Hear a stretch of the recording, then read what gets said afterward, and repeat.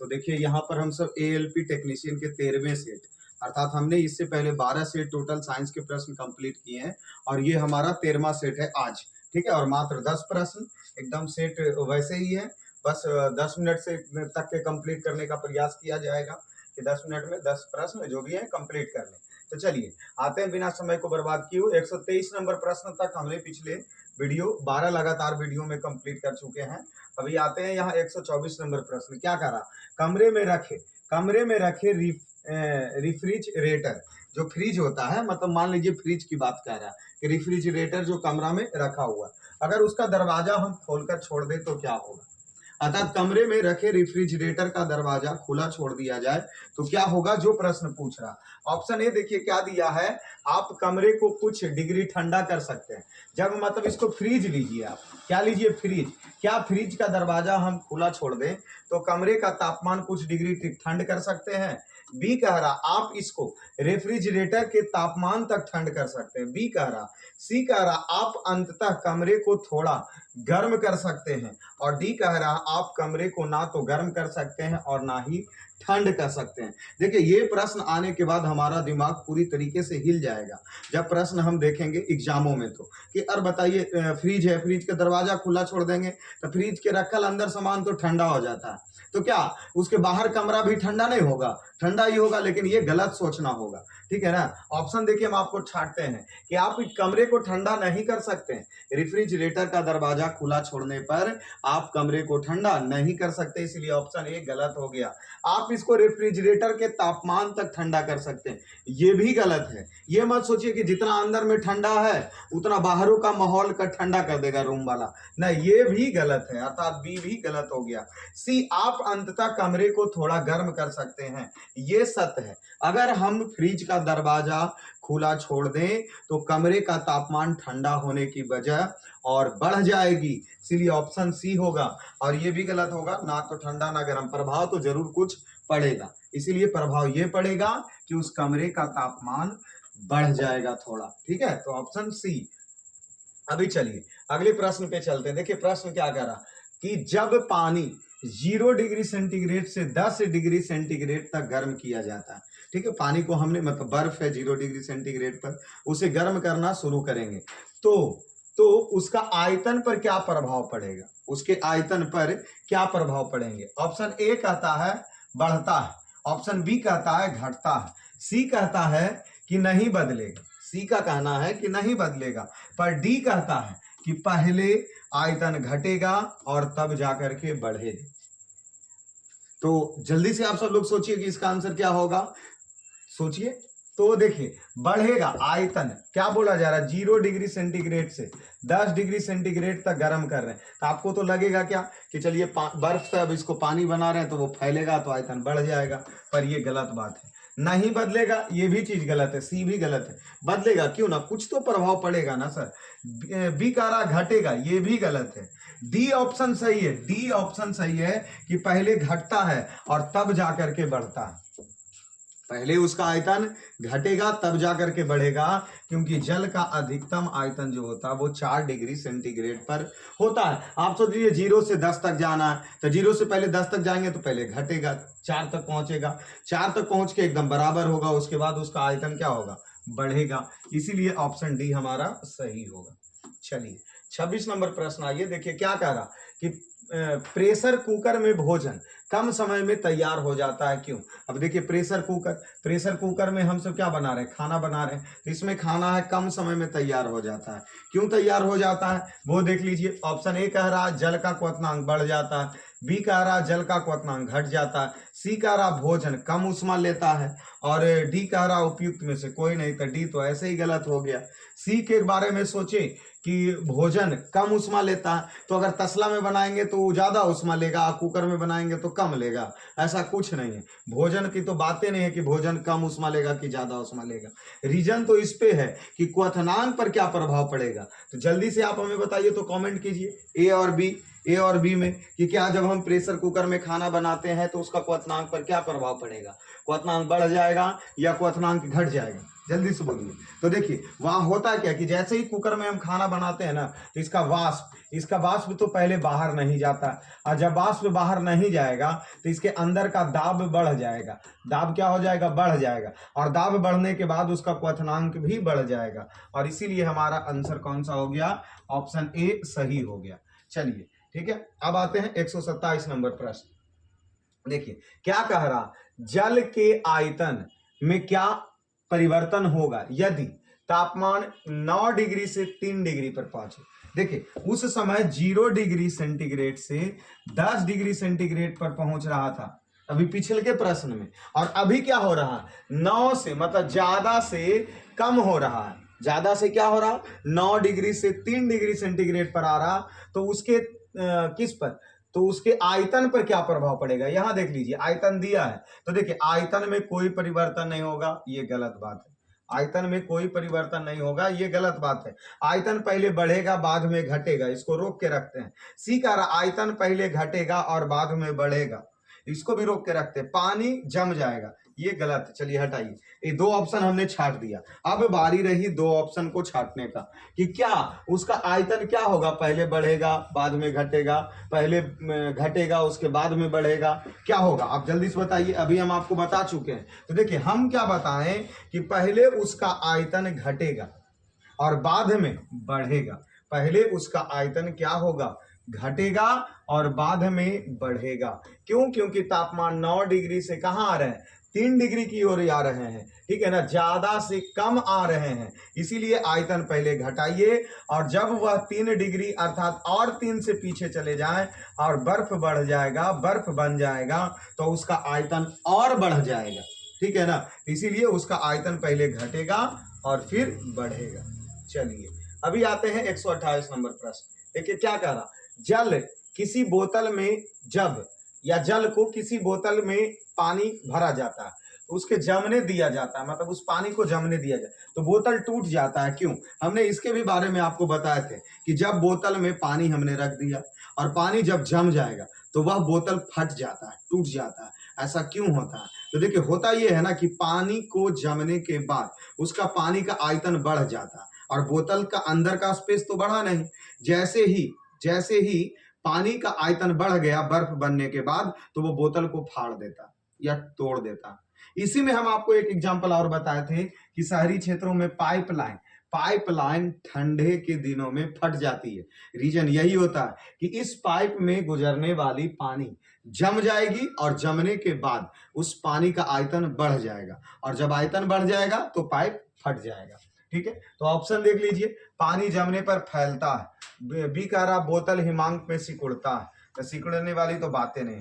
बोतल के बाहर का तापक्रम अंदर से ज्यादा होता है, इस तापमान से कोई मतलब नहीं। पानी गर्म करने पर फैलता है। भाई यहाँ तो हम ठंडा कर रहे हैं, तो यहाँ पानी जमने पर फैलता है, अर्थात उसको हम कह सकते हैं कि आयतन उसका बढ़ता है। ठीक है, तो ऑप्शन ए हमारा सही हो गया। चलिए 29 में पहुंचते हैं। क्या प्रश्न करा, पानी में भरी डाट लगी बोतल जमने पर टूट जाती है। अरे मैं वही चीज कह रहा, बोतल है, इस बोतल में ढक्कन लगा दिए तो इस बोतल का पानी क्यों फट जाएगा? जमने के बाद बोतल सिकुड़ता है, गलत है। जमने पर जल का आयतन घट जाता है, ये भी गलत है। जमने पर जल का आयतन क्या हो जाएगा? बढ़ जाएगा। ऑप्शन सी सही है, क्योंकि पानी के अंदर, बोतल के अंदर जो पानी रखा गया है वो जब जमेगा तो उसका आयतन बढ़ जाएगा और जिसके कारण बोतल ब्लास्ट होंगे। तो ऑप्शन सी हमारा सही है। चलिए अभी आगे आते हैं 30 नंबर प्रश्न। देखिए क्या कह रहा, 30 नंबर प्रश्न पहले देख लीजिए, 31 में हम पहुंच गए। 30 नंबर देखिए प्रश्न क्या कह रहा, जल युक्त गिलास में तैरता हुआ बर्फ का टुकड़ा जब पिघलता है तो पानी का स्तर पर क्या प्रभाव पड़ेगा? अर्थात यहाँ देख लीजिए, ये हम एक गिलास बना रहे हैं, ठीक है। अब इस गिलास में पानी भरा, इस गिलास में क्या भरा? पानी भरा हुआ, जल है। अब इसके ऊपर, कहने का मतलब ये हो रहा कि इसके ऊपर एक बर्फ का टुकड़ा तैर रहा था। ये क्या हो रहा था? तैर रहा था। क्या जब बर्फ पिघल जाएगी, जब बर्फ क्या हो जाएगी? पिघल जाएगी, तो पिघलने के बाद पानी क्या बाहर गिरने शुरू हो जाएगा? पानी क्या बाहर गिरना, उसके स्तर, ये जो पानी का लेवल है उस लेवल पर क्या प्रभाव पड़ेगा, जो ये पूछ रहा प्रश्न। तो देखिए ऑप्शन पढ़ते हैं, नीचे गिरेगा, मतलब पानी नीचे गिरेगा, ऑप्शन ए कह रहा। बी कह रहा है पानी ऊपर उठेगा, सी कह रहा वहीं रहेगा, और डी कह रहा नीचे गिरेगा या ऊपर उठना पानी के तापक्रम पर निर्भर है। भाई तापमान की तो यहाँ जिक्र ही नहीं है, तो डी तो ऐसे ही गलती हो गया। देखिए वास्तविक चीज ये है कि गिलास के पानी के स्तर पर कोई बदलाव नहीं होगा, और इसीलिए ऑप्शन हमारा सी सही होगा कि पानी का स्तर वही रहेगा जो पहले से मौजूद है। क्यों? क्योंकि बर्फ में, जल में भी बहुत सारे खाली स्थान होते हैं। बर्फ जो यहाँ रखा हुआ है, तो ये बर्फ कुछ ना कुछ जल में तो स्पेस लिया ही लिया, और जल में स्पेस जब लिया तो वो पिघलेगा, तो उसी खाली स्थान को जो बर्फ का पिघल कर पानी होगा वो अपने स्थान को ही भरेगा, इसलिए इसके स्तर में बदलाव नहीं होंगे। चलिए 31 नंबर प्रश्न देखिए क्या कह रहा। साफ मेघ रहित रात की तुलना में मेघाच्छन्न रात अपेक्षा गर्म होती है। भाई ये कह रहा है ना कि जब मौसम साफ है उसकी तुलना में एक बादल छाया हुआ मौसम है, लग रहा मेघ पड़ेगा, तो जब ऐसा लगता है कि जब बादल छा जाती है ना तो गर्मी और ज्यादा लगता है। इसका क्या कारण है? प्रश्न समझ रहे हैं ना कि जब बादल नहीं लगा हुआ है तब गर्मी कम लगता है, लेकिन जैसे ही बादल छा गया, मेघाच्छन्न हो गया, तो उस रात अत्यधिक गर्मी लगता है। इसका क्या कारण है? ऑप्शन ए कह रहा है क्या, ठंडी लहरों को आसमान से पृथ्वी तक उतरने से रोकता है। बी कह रहा पृथ्वी से छोड़ी गई उष्मा को परावर्तित करता है। सी कह रहा है उष्मा बनाते हैं और इसे पृथ्वी की ओर विकसित करते हैं। डी कह रहा वायुमंडल से उष्मा का अवशोषण करते हैं और इससे पृथ्वी की ओर भेज देता है। ये कह रहा भाई ऐसा कुछ नहीं है। देखिए इस बातों को समझिए, ये पृथ्वी है, ये क्या है? पृथ्वी है। अब यहाँ ये वायु है, वायुमंडल है। अब जब बादल छा गया तो इसमें कण इसका बढ़ गया, ठीक। जब बादल छा गया तब इसमें क्या हो गया? कण बढ़ गया। अब देखिए इस पे जो पृथ्वी के अंदर, पृथ्वी पर गर्मी अर्थात जो गर्म हवाएं थी वो ना, अब जब ये बाहर जाने नहीं देगा, बादल उसे बाहर जाने नहीं देगा, और बार बार वह टकरा करके कहाँ आएगा? टकरा करके पृथ्वी पर आएगी, और यही टकरा करके आने के वजह से पृथ्वी पर जब बादल छाया मौसम रहेगा तो अत्यधिक गर्मी लगता है। और ये ऑप्शन के हिसाब से हम सब ऑप्शन में देखें तो ठंडी लहरों को आसमान से पृथ्वी तक उतरने से रोकता, ये रोकने की बात कह रहा। तो रोकने से, ऊपर से आने वाले को तो रोकने की कोई बातें नहीं है। पृथ्वी से छोड़ी गई उष्मा को परावर्तित करता, ये सही होगा। क्यों? क्योंकि यहां से जो उष्मा का किरणें, गर्म हवाएं ऊपर जा रही थी, गर्म हवाएं हमेशा जो ऊपर उठती है, तो ये जो जब बादल छाया मौसम उसे ऊपर जाने नहीं दिया ना, क्योंकि ऊपर बादल छाया हुआ, उसको फिर से पृथ्वी पर ही भेजेगा। और जब बार बार वो टकरा करके आएंगे तो गर्मी तो ज्यादा लगेगी ही लगेगी। इसीलिए इसका आंसर क्या हो जाएगा? 131 का बी हो जाएगा। ठीक है, 131 का क्या हो जाएगा? बी हो जाएगा। चलिए आगे बढ़ते हैं, अगले प्रश्न की ओर चलते हैं। ठीक है, अगले प्रश्न देखिए क्या कह रहा। 132 नंबर प्रश्न कौन है? आने दीजिए। देखिए 132 प्रश्न चले गए क्या? कौन काम करना चाहिए? कहाँ पर करते हैं? अच्छा, वो सामने वाले, छोड़िए। 132 नंबर प्रश्न देखिए क्या कह रहा। बादल आच्छादित रात स्वच्छ आकाश वाली रातों से अधिक गर्म होती है। वही चीज कि जो बादल अगर छा गया तो, और एक जो स्वच्छ दिन है उसे तो बादल छाया में जब बादल छा गया है तो गर्मी हमें अत्यधिक लगेगी। कारण वही जो अभी हमने आपको बताया कि वो उष्मा को बार बार पृथ्वी पर भेजेगा। इसके वजह से ऑप्शन चेंज हो सकता है। ऑप्शन देख लेते हैं। बादल पृथ्वी तथा हवा से उष्मा के विकिरण को रोकता, यही सही है। हम अभी बोले कि ये पृथ्वी है, ये हमारा वायुमंडल है, ऊपर बादल है। अब इस पर जो विकिरण है गर्म हवाएं को, उसको रोकता है, इसलिए ऑप्शन ए हमारा सही हो जाएगा। ठीक है ना, और बाकी आप पढ़ करके देख लीजिए और रिजल्ट वही हासिल होंगे कि और बाकी कोई नहीं होगा। ठीक है, नहीं तो देख लीजिए। बी कह रहा बादल दिन में सूर्य की रोशनी को ग्रहण करता हो रहा, ये सब कुछ नहीं, बादल रोशनी को ग्रहण करेगा। बादल वातावरण की आर्द्र बनाते हैं एवं उष्मा उत्पन्न करता, बादल का कोई काम नहीं है ऐसा। बादल हवा की गति को अवरुद्ध करके उष्णता उत्पन्न करती है, ये सब कुछ नहीं है। रीजन वही है कि बादल पृथ्वी तथा हवा से उष्मा के विकिरण को रोकता है, और वह विकिरण बार बार टकरा करके कहाँ आएगी? पृथ्वी पर आएगी, और यहाँ गर्मी ज्यादा लगेगा। ठीक है, तो ये हमारा 132 प्रश्न, ये 9वां नंबर प्रश्न था। अभी 10वां नंबर प्रश्न देखिए 133। क्या कह रहा, हाइड्रोजन से भरा हुआ पॉलीथीन का गुब्बारा पृथ्वी के स्थल से छोड़ा जाता है तो वह वायुमंडल में ऊंचाई पर जाने से क्या होता है, क्यों होता है, क्यों जाता है?